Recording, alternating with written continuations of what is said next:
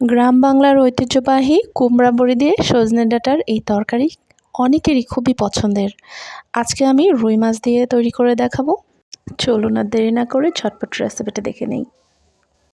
এখানে আমি সাদা সরিষা এবং লাল সরিষা মিলিয়ে 1 টেবিল চামচ নিয়েছি। তারপরে এগুলোকে 15-20 মিনিটের জন্য আমি পানিতে ভিজিয়ে রেখেছি।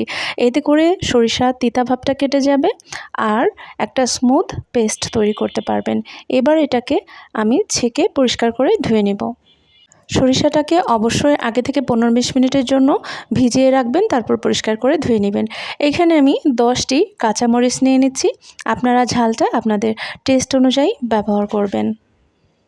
এইবার দিয়ে দিচ্ছি এখানে 5টা আমি রসুনের কোয়া দিয়ে দিচ্ছি ছোট্ট এক টুকরা আদা। সরিষার সাথে সামান্য একটু আদার কম্বিনেশন কিন্তু অনেক বেশি ভালো হয়, এই জন্য ছোট্ট এক টুকরা আদা, খুব বেশি বড় টুকরা দিবেন না। আবার এখানে নিয়েছি আমি 2টা মিডিয়াম সাইজের পেঁয়াজগুলোকে এভাবে করে টুকরো করে কেটে নিয়েছি। এইবার দিয়ে দিচ্ছি 1 চা চামচ লবণ। আর এইগুলো সমস্ত উপকরণগুলো একসাথে আপনারা চাইলে পাটাও বেটে নিতে পারেন। আমি এগুলোকে একটু সামান্য পানি দিয়ে ব্লেন্ড করে নেব। সরিষার সাথে যদি আপনি কাঁচামরিচ, আদা, রসুন, পেঁয়াজ দিয়ে একসাথে ব্লেন্ড করে নেন বা বেটে নেন, তাহলে কিন্তু সরিষার তিতা গন্ধটা চলে যায়। আর এখানে আমি আমার প্রয়োজন মতন রুই মাছ নিয়েছি, দিয়ে দিচ্ছি 1/2 চা চামচ লবণ, 1/2 চা চামচ হলুদের গুঁড়া আর 1/2 চা চামচ মরিচের গুঁড়া। এইবার এগুলোকে আমি খুব ভালো করে মাখিয়ে নিব। আমি এখানে রুই মাছ দিয়ে রান্না করছি, আপনারা চাইলে যে কোনো মাছ দিয়ে কিন্তু রান্না করে নিতে পারেন।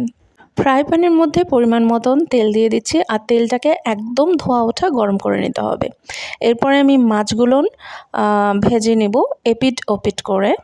আচ্ছা, অনেকের অবজেকশন থাকে যে সরিষাতে সরিষা বাটা দিয়ে তরকারি রান্না করলে একটু তিতা লাগে। ভিডিওতে আমি যেভাবে মশলাটা রেডি করলাম, এভাবে করে কিন্তু আপনারা মশলাটা রেডি করে নিতে পারেন, তাহলে দেখবেন সরিষা দিয়ে আর তিতাটা থাকবে না। সরিষা একদম স্বাভাবিক একটা ঝাঁঝালো সরিষার স্মেল বা স্বাদ যেমন আমরা পেয়ে থাকি সেটাই পাবেন। এখানে আমি 25টা কুমড়ো বড়ি নিয়েছি আর বড়িগুলো আমি পরিষ্কার পানি দিয়ে ধুয়ে নিয়েছি। পানি দিয়ে ধোয়ার সাথে সাথে বড়িগুলোকে নিয়ে আমি একটা শুকনো বাটিতে রেখেছিলাম। তারপর 15-20 মিনিট রেখে দিয়েছিলাম। এই পানিটা, এক্সট্রা পানিটা এর গায়ের থেকে কিন্তু এখন ড্রাই হয়ে গেছে আর বড়িগুলো সামান্য একটু সফট হয়ে গেছে। এই বড়িগুলোকেই আমি এখন ভেজে নেব লাইট ব্রাউন করে। অনেক বেশি ভেজে পুড়িয়ে ফেলবেন না আর একদম কাঁচা কাঁচা রাখবেন না, তাহলে কিন্তু কাঁচা কাঁচা থাকলে কিন্তু কাঁচা একটা গন্ধ পাবেন। এইবার বেটে রাখা মশলাটা দিয়ে দিচ্ছি। তারপরে দিয়ে দিচ্ছি আমি পৌনে 1 চা চামচ হলুদের গুঁড়া, দিয়ে দিচ্ছি 1 চা চামচ ধনিয়ার গুঁড়া আর দিয়ে দিচ্ছি 1/2 চা চামচ জিরার গুঁড়া। এবার এই মশলাটাকে খুব ভালো করে কষিয়ে নিতে হবে, যেন এই মশলা থেকে কাঁচা গন্ধটা চলে যায়। অ্যাটলিস্ট 3 থেকে 4 মিনিটের জন্য। আমার মশলাটা কষানো হয়ে গেছে। এইবার আমি দিয়ে দিচ্ছি আলু। এখানে আমি 2টা আলু নিয়েছি আর আলুগুলোকে এভাবে আঙ্গুলের মতন চিকন চিকন করে কেটে নিয়েছি, যেমন সজনে ডাঁটা ওভাবেই। আর এবার দিয়ে দিচ্ছি সজনে ডাঁটা, আর আমি এখানে আধা কিলো পরিমাণ সজনে ডাঁটা নিয়েছি। আলু আর সজনে ডাঁটাটাকে খুব ভালো করে কষিয়ে নিতে হবে অ্যাটলিস্ট 5-7 মিনিটের জন্য। এবার দিয়ে দিচ্ছি বড়ি ভাজাগুলো। বড়ি ভাজা দিয়ে সামান্য একটু পানি দিচ্ছি, যেন কষানোর সময় পোড়া না লেগে যায়। তার কারণ সজনে ডাঁটা দিয়ে কিন্তু পানি ছাড়বে না। অনেক সময় অনেক ধরনের সবজি দিয়ে কিন্তু পানি ছেড়ে দেয়, কিন্তু ডাঁটাটা দিয়ে কিন্তু পানি ছাড়ে না। যাই হোক, এভাবে করে ভালো করে মাখিয়ে নিয়ে ঢাকনা দিয়ে ঢেকে আমি এটাকে 5-6 মিনিটের জন্য খুব ভালো করে কষিয়ে নেব। মনে রাখবেন, কষানোটা ভালো হলে কিন্তু যে কোনো সবজির তরকারি বা মাছ মাংসের তরকারি খেতে অনেক ভালো হয়।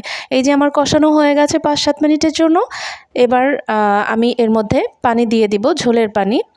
আমি এখানে গরম পানি ব্যবহার করছি আমার প্রয়োজন অনুযায়ী। আপনারা যদি ঠান্ডা পানিও ব্যবহার করতে পারেন, তবে গরম পানি ব্যবহার করার সুবিধা হচ্ছে এই যে গরম পানি দেওয়ার সাথে সাথে তরকারিটা ফুটতে শুরু করে দিয়েছে, আর এই জন্য আমি এর মধ্যে মাছ ছেড়ে দিচ্ছি।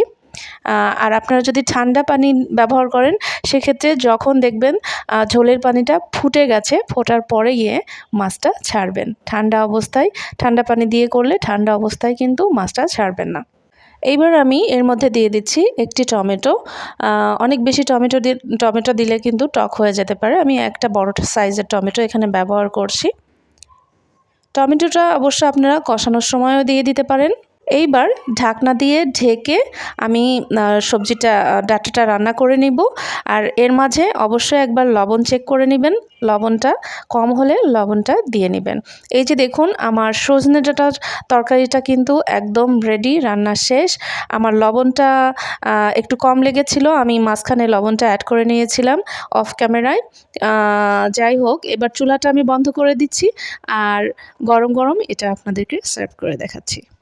আশা করছি আজকের এই রুই মাছ দিয়ে কুমড়া বড়ি আর সজনে ডাঁটার রেসিপিটি আপনাদের ভালো লেগেছে।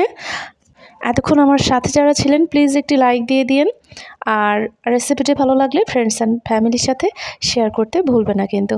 আজ তবে এই পর্যন্তই, আপনাদের সকলের সুস্থতা কামনা করে এখানেই বিদায় নিচ্ছি। আল্লাহ হাফেজ, আসসালামু আলাইকুম ওয়া রাহমাতুল্লাহ।